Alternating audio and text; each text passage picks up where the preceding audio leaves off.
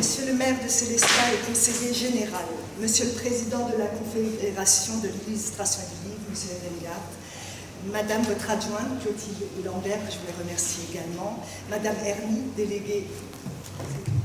déléguée du livre, Mesdames et Messieurs les acteurs du monde littéraire, Mesdames et Messieurs, en tant que conseillère régionale et adjointe à la culture et à la valorisation du patrimoine, c'est un véritable honneur et un réel plaisir pour moi de participer aujourd'hui aux Journées alsaciennes du livre autour du thème « Le livre et son territoire ».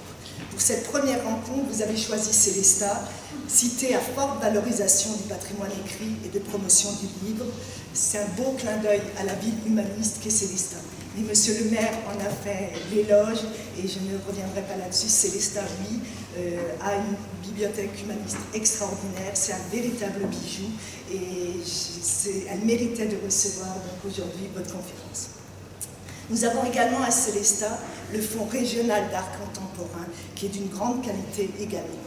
L'événement d'aujourd'hui s'adresse aux auteurs, illustrateurs, éditeurs, diffuseurs, distributeurs, libraires, bibliothécaires, organisateurs de salons, autant d'acteurs essentiels dans l'industrie du livre.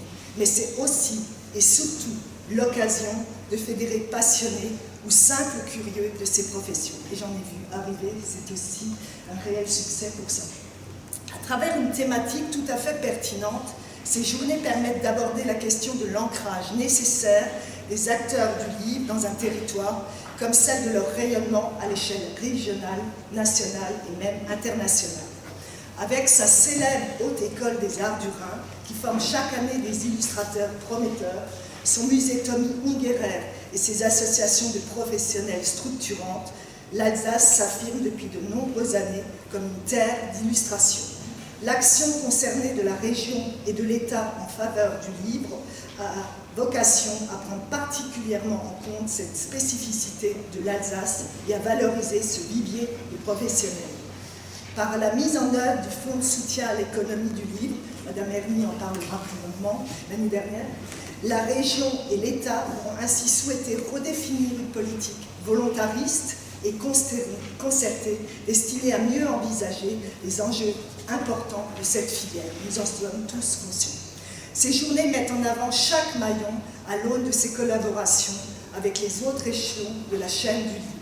Elles permettent de traiter de nouveaux grands chantiers qui s'ouvrent pour le livre à l'ère du numérique, d'examiner les évolutions du droit et les nouvelles pratiques des auteurs.